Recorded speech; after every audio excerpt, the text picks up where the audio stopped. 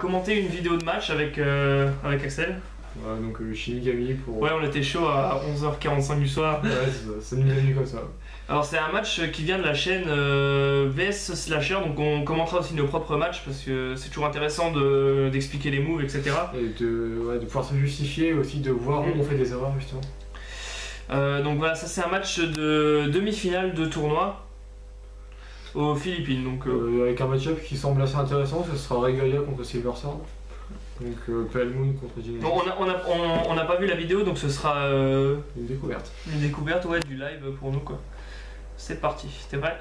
Ouais. 3, 2, 1, go.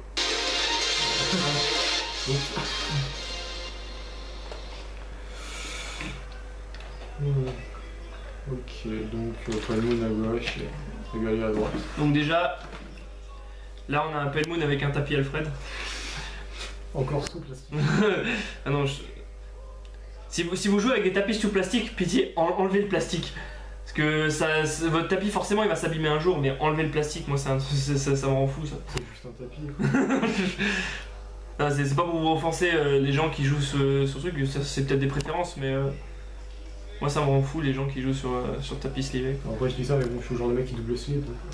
Ouais, mais double slip c'est pas... Bon. Enfin, donc au niveau des starters, rien de spécial à dire. Genesis utilise Ameno Carry qui a un choix plutôt normal. En dehors de ça, on aurait juste chercher un G3 peut-être. Bon, ce qu'il faut savoir aussi, c'est qu'on enregistre cette vidéo genre peut-être quelques jours avant la sortie de la BT15. Donc la grande question c'est est-ce que le Silver Thorn c'est ça, ouais. Et le support qu'il a pu récupérer d'une possible preview ou de boîte arrivée en avance. Donc possiblement en support qu'il y aurait le Purple Trapéziste archétype et le Lion qui gagne 3000 quand une carte est code de la soupe. Je vois à peu près ça, sûrement. Et bien sûr, lui qui est revenu, ça. Ah, ce qui est possible. Donc voilà, savoir. Une belle technique de shuffling de deck. Et donc on va voir qui va prendre le premier tour. On va sûrement Genesis. Ouais. C'est vrai que c'est assez inhabituel de voir quand même un Silver Thorn arriver à ce niveau. Bon, là, c'est pas si inhabituel que ça, mais. Donc là, il joue un Quintet Wall. On sait bien de le rider. Ah. On voit déjà dans sa main du Break Ride. Donc là, on a deux decks qui peuvent potentiellement utiliser un Cross Ride. Pale Moon qui peut plus facilement le toucher. On voit pas ce qu'il a mis en soul par contre. Donc effet du G1, pour ceux qui ne connaissent pas, je crois qu'il s'appelle Irina. Et il vous permet de regarder les deux top cards dessus, enfin des deux top cards et d'en mettre une dans la soul, donc il faut que ce soit une Silver Thorn et de mettre l'autre au fond du deck. Donc ça peut potentiellement faire un stack. Voilà, donc là on voit qu'il a mis le tapeur à 10 Silver Thorn en soul. Je vois bien parce que moi j'ai pas capté. Et voilà, t'as vu, c'est moi les yeux aussi. Ouais, au crit. Il a checké un crit. Ouais, il joue sidère. Ça me sidère. C'est pour faire le combo Quintet et Slider. Ouais, mais c'est quand même un combo très situ. Ouais, je dis pas. Ah non, c'est juste parce que on vient de voir les deux placés. Donc là, je sais plus ce qu'il a raidé en raid. Tapeur à 12. Ouais, mais en raid G1. Ah, en G1, bah c'était. Ah oui, le Quintet. Donc là, risque de potentiel de soul pourri. Ok, donc là il tape le rire. Ce qui est pas déconnant vu que il a peut-être pas de quoi fournir des attaques et du coup il essaie de limiter celle de l'adversaire. Là maintenant la question c'est... Non, il ne serait pas G2, c'est déjà pas mal. Ok, donc une attaque à 14 en vrai. Sachant que si l'attaque elle hit le Vanguard, il va pouvoir regarder les cartes de son deck et en mettre une en solo. C'est ça. Donc là il tente le impasse. Ouais. Bon, est-ce que c'était nécessaire? Alors, le problème c'est que si l'adversaire checkait encore, ouais, en si tu as un cri de toute façon il passe à la 4. Peut-être qu'il voulait fuiter le cross-ride. Bon. Là le truc c'est que la soul va être difficile à monter vu qu'il a rien dans sa soul qui lui permet réellement de la monter quoi. Ouais, il va devoir juste compter sur son break ride et son starter quoi. Ouais mais ça fait quand même du 2 à chaque tour, il y a peut-être moyen. Il y a peut-être moyen. Voilà, donc là il compte trigger. Ah non, oh nice, une witch. Et une attaque à 18. Une witch, skill du starter. Bon, c'est pas le bon ordre pour un cross ride mais... Ah crit. Donc potentiellement une version 12 crit de Minara. Ouais. Qui est assez standard. Heal. Crit. Bon du coup l'attaque ne passe pas. Ouais. L'attaque de son rire se touche. Maintenant, est-ce que le Silver Thorn a de quoi fournir des attaques pour counter rush l'adversaire? La question. C'est le break ride. Ouais, le break ride. Miracle Pop Ava, donc qui permet, lorsque le break ride est effectué, pendant la battle phase, de remettre deux cartes du terrain dans la soupe pour en Superior Call 2 depuis la soupe. Donc potentiellement multi-attaque quoi. Enfin non, multi-attaque mais potentiellement avec le combo Purple trapéziste. il a- Donc là, il fait le skill du break ride, donc il attaque le Vanguard, il sous-charge. Ça fait qu'il attaque à L'autre 17. accepte l'attaque parce qu'on a vu qu'il a une main très défensive. Oh, ouf, double trigger. Le trigger dans le crit qui met déjà l'adversaire à 4 dommages s'il met tout sur le Vanguard. Alors là, on se demande. Ah non, il a tout mis sur le rire. Il a tout mis ça, ouais. Ok, donc c'est soit l'adversaire passe à 5 ou soit il a pas encore ça. Donc là, la question c'est. On suppose que l'adversaire. Le joueur Silverthorn n'a pas de quoi encaisser une Minerva. Dans ce cas-là, il faut peut-être plus attaquer le Vanguard. Bah, peut-être qu'il se dit qu'au final, c'est pas déconnant de se dire bon, ok, tu prends ton break ride, mais je te mets à 5, sachant qu'après j'ai un potentiel multi-attaque. Ouais, mais s'il arrive à placer son Par cross contre, break ride, ah oui, comme il a un trigger défensif, il fallait juste 5 pour défendre. il a 13 de base et il aura beaucoup de mains parce qu'il y a. La question c'est est-ce que le joueur. Ouais, il a pas une Minerva en main 2, de ce que je vois là. Imperfect aussi. Donc là, le joueur Minerva prend l'avantage malgré les triggers parce que bon, il fournit 3 attaques par tour. Contre 2 bons adversaires. Et comme le truc c'est que là son double trigger au joueur Pale Moon va se retourner contre lui puisque au final s'il perd son attaquant, bah, il n'a plus rien pour fournir des attaques derrière. Donc il se charge encore 2 cartes. Ouais. Et là il a son. grappa. Ouais, Le grappa permettra de monter sa soupe. Ah, crit encore. Peut-être le double. Donc, Heureusement pour nous parce que ce serait un match très très court. Ah, crit sur le Vanguard. Donc on voit une Lucky Reverse partie en dommage. Donc on suppose que c'est un deck pré-BT15. Pré-BT15.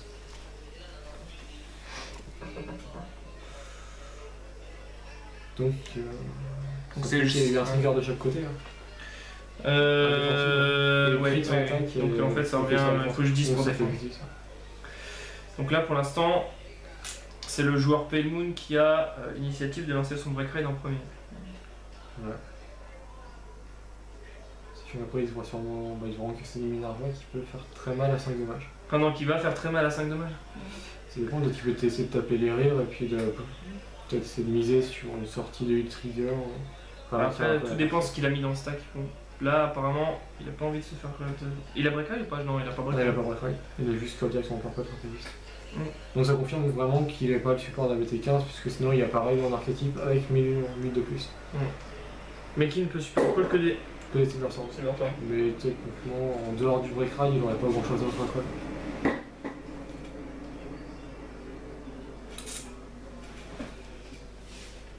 Et on voit toujours que le monde réfléchit.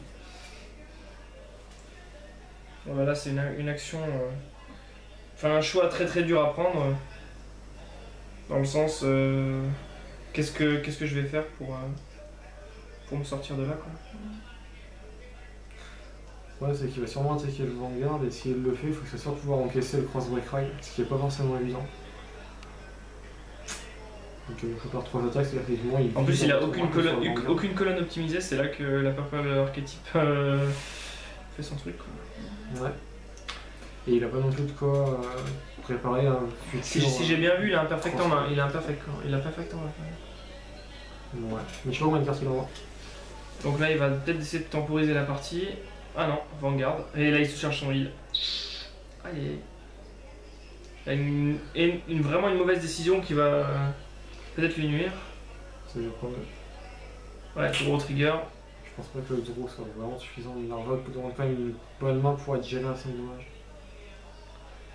Et en plus, il a même pas l'avantage d'avoir une défense cross-ride ou quelque chose comme ça. C'est idéal. Tape... Tout à fait, mon cher Axel. Tout à fait.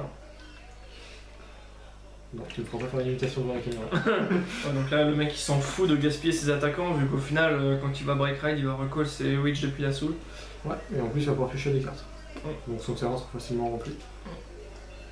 Et faire des colonnes à 16, ça va pas être trop compliqué. Ouais, je pense que là, il est dans la mouise. Donc là, il a que 3 cartes en main, mais il a son break ride. Et je crois qu'il a un parfait. De toute façon, ce qu'il va faire, c'est break ride et il gagne déjà 2 cartes de 5 dans sa main, je crois. Ouais. Et en plus, quand il va se. Bon, si après le joueur Silverthorn arrive à. Ouais, après. Je pense que même s'il survit, honnêtement, il va devoir mettre 5. Même s'il peut mettre 5 attaques, Je suis pas sûr qu'il puisse optimiser pour taper un cross-ride. Non. Faudrait qu'il ait le tapeur à 12, mais je l'ai pas vu sortir encore. Ah si, il est en soul, il est en soul. Donc il pourrait faire une colonne tapeur à 12 purple, Ouais. ce qui fait une colonne à 18. Il va quand même avoir de la main, il faut du Kinesis avec Minerva, enfin avec le surtout avec le cross-ride. Donc là il est super. C'est vraiment être à 5 dommages tellement tôt qu'il le met dans la panade. Ouais. Et là il vient de piocher le hibou. Ouais. Qu'il peut utiliser du coup parce que je crois qu'il avait sous blast. Bah, tout dépend s'il a sous blast la Minerva. Je suis pas sûr qu'il est sous blast, c'est pas possible. Je sais qu'il est en soul. Je sais pas si. Ouais, il est en soul, c'est certain, mais est-ce qu'il a sous blast? Mais est-ce que c'est pertinent de l'utiliser Ouais, maintenant? je pense que pas qu'il en ait vraiment besoin maintenant, il a déjà les 10 000 break ride. C'est ça. Parce que le hibou ne peut mettre que sur des régalias G3. Bon, il a pas une main très fournie en attaquant. Ah, donc ouais, le Palmoon. Après, il va défausser 3, sachant qu'il joue potentiellement pas de draw. Voilà, donc ça fait une colonne à 15, Donc qui est déjà plutôt facile à gérer, on va dire. Ouais, c'est pas opti. Donc là, il va sous le charge. Qui est sous le charge. Oh, une grappe, magnifique. Et donc, ça fait une bonne colonne à 28 sur le Vanguard, qui est à 11. Donc 20 000 pour un pass, ce qui est assez risqué. Bah, Ah, Genji, ça passe trigger tant que ça quand même. et il a eu des crits bien placés. Ouais, c'est ça. C'est la version 12 crit qui est assez agressive. Je pense pas qu'il ait épuisé tant. Donc là, ouais, on voit quand même qu'il a beaucoup de mains. Donc s'il a 2 perfects, il peut quand même. Il peut tenir, parce que les autres colonnes sont pas spécialement menaçantes. Après, ça dépend de ce que Genji fait. Bon, après, le mec il booste, il a raison dans le sens où Minerva, quand elle se restand, de reprendre 5000. Donc. Ouais, non, mais c'est parti. Rien. Sider. Et il en joue au moins 3 alors. Je trouve que c'est peut-être un peu beaucoup. Ouais, Sider, j'aime pas cette carte. Ouais. Parce que voilà, il joue un Quintet Wall. Non, ouais, à moins qu'il en joue 2 et qu'il veuille mourir au deck, je sais pas. Bon, Sider, même si tu gardes avec elle toute seule, tu peux la mettre en soul. Si tu fais un plus en soul, mais. Ouais, mais ça fait du boost. Il me semble que ouais, c'est un boost à 6. Ça vaille vraiment le coup. Ah bon, je peux Autant. Alors, en plus, je l'ai pas vu pour l'instant voir de Witch G1, tu vois. Bah, peut-être qu'il a sacrifié les emplacements pour mettre des Siders. Après, je peux peut-être me tromper et Sider a alors, du coup, il soul blast, il fait ça. Ah non, et là, il y en a une. Ouais, okay. Et en plus, une autre Regalia à G3. Donc, il pourra soul blast plus tard s'il a besoin pour utiliser avec le hibou. Ok. Grappa, donc d'ailleurs, il a pas le Sider et pas le hibou. Alors que Palmoon fait pas de tuile contrôle, donc il aurait pu le coller en sûreté, je trouve. C'est ça, ouais. Ouais, c'est vrai. Surtout que Cider après, il en serait allé en soul, quoi. Surtout qu'il pourrait justifier que Cider est à 7. Malheureusement, je connais pas assez la carte. Elle est à 7 ou à 6? Bah, je sais plus justement. Si elle est à 7, c'est pertinent, parce qu'il passe un palier. Si elle est à 6, bah. Donc là, il craque énormément de sa main pour mettre 2 passes. Un autre hibou. Et une autre Twitch. Ok, donc aucun trigger du côté du Minerva. Là, la partie continue. Donc le Palmoon peut sûrement s'en sortir. Il va juste de mettre un shield à 10, mais après il va falloir qu'il pose ses couilles et qu'il y aille, quoi. Ça va quand même être compliqué parce qu'il va pas avoir. Ah oups, oulala. Voilà, donc il a plus énormément de mains. Il a plus de mains du tout. Et... Ah nice, mais t'as vu ce qu'il a en main? Non. Il a la lucarne de base. Ah, oh, magnifique. Il va pouvoir remplir son terrain sans dépenser sa main. C'est ça. Et du coup là ça le relance dans la partie. Il a un bon gros power-up sur le Vanguard qui va forcer le perfect dès la première vague de Vanguard. Ah, et là du coup il fait ses colonnes optimisées. Voilà. J'ai voilà tous les grades, quoi. C'est parfait. Bonne optimisation de Lucaire.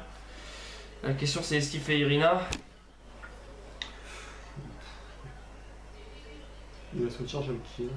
C'est la question que je me pose.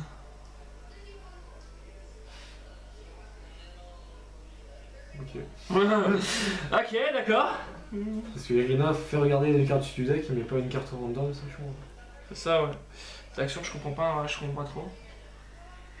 Donc là, il a. La question c'est est-ce qu'il a encore une purple en soul? Je crois que je non, il en a pas. Il en a pas. De toute façon, il peut la mettre en soul avec. Bon, là, ce qui était un peu con, c'est que moi j'aurais sorti le boost à 7, c'est quand un attaque touche. Tu peux faire un SLD 1 et faire venir. Ouais. Mais je crois qu'il faut. Ouais, si. Il faut counter blast 1, il faut rentrer. Il faut sortir un Silverthorn. Faut que ça booste. Faut que ça booste un Silverthorn. Non, faut que tu peux que sortir un Silverthorn depuis la soul, je crois. Ouais, donc il va peut-être faire Silverthorn et Irina dans ce cas. Ouais, c'est vrai que le deck building Silverthorn est très compliqué. Ouais, donc là, parfait. Quoi? Attends, ne me dis pas qu'il attaque avec le Vanguard d'abord? J'ai pas compris, il a son break ride normalement. Ouais. Enfin, quand je dis j'ai pas compris, je veux dire, je comprends pas sa il a peut-être oublié. J'explique pas ça autrement. Non mais...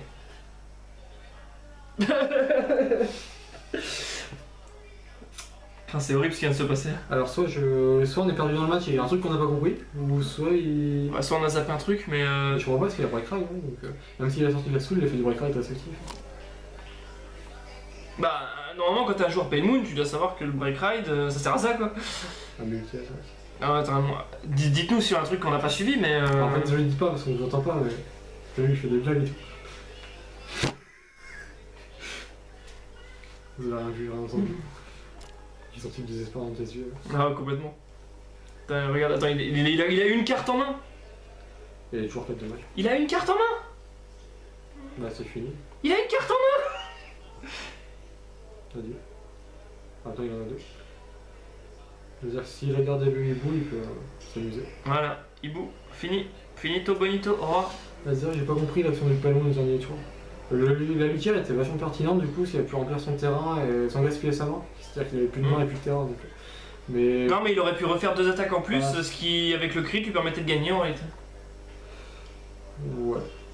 Bah, fini. Sans même sans crit. Ouais, bah oui. Là, je n'ai pas compris cette action. On va la revoir, donc... hop. Ça repasse un peu moins. Ouais, un peu quand même.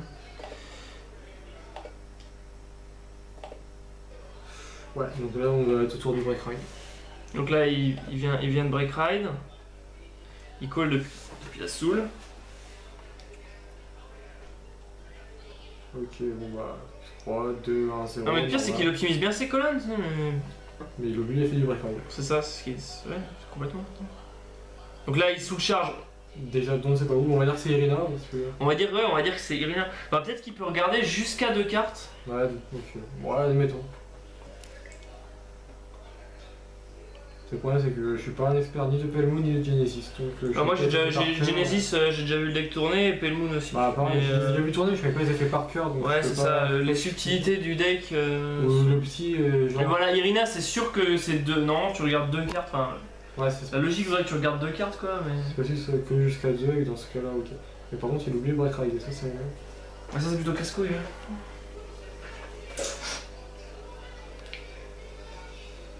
Ouais.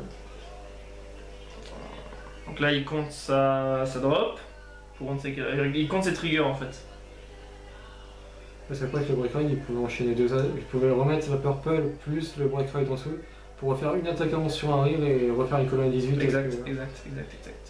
Voilà donc en fait il oublie complètement son break ride. Ouais. Ce qui lui a sûrement coûté la partie. Regarde crit. Admettons, il aurait fait une attaque à 11 sur une attaque à 18, il lui fallait 10 pour défendre. Une attaque à 18, il lui fallait 10 pour défendre. Puis après, il refait son Méli-Mélo. Ouais. Et ça revenait pareil au niveau trigger. Et à moins que, bon, il aurait pas été. Le truc opti à faire, c'était faire une attaque à 11 sur un rire. Ah, t'as fou, sur un rire. Et faire la grosse attaque après. C'est ça. Mais ça... Comme quoi, Pale Moon, c'est un deck qui demande vraiment beaucoup de réflexion. Bah, ça revient au fait que, ouais, je pense qu'il aurait gagné. Parce que là, si le mec double intercept, son rire se touche en fait. Donc le but ça aurait été de faire l'attaque du break ride sur un intercept. Ensuite, remettre en soul, de la faire revenir et taper à 18 ensuite. L'avant-garde. Ouais, parce que là, il lui faisait cracher facile 20 000 de shield en plus, avec un extra crit qui lui faisait totalement gagner la partie quoi. Ouais, donc voilà. Donc c'est un total misplay de débutant qui fait c'est bien étonnant en fait, c'est rare d'avoir quelqu'un qui oublie son break ride comme ça aussi rapidement quoi. Bah au-delà d'oublier au-delà d'oublier le break ride, c'est de pas connaître son deck quoi, parce que là c'est assez aberrant. Bon après peut-être que s'il le fait... non. Donc, en limite c'est peut-être s'il fait jamais le combo Lukier sur le break ride, ça. Ouais, je sais pas. Ouais, c'est assez dur à décrire ce qu'on voit en fait. Il ride son break ride et juste après le break ride c'est quand même assez compliqué. Mais c'est pas faux. Bon. Voilà, donc on va peut-être s'en faire un autre puisque celui-là était assez décevant. J'espère que on vous retrouve pour la prochaine vidéo. Ce que vous en pensez.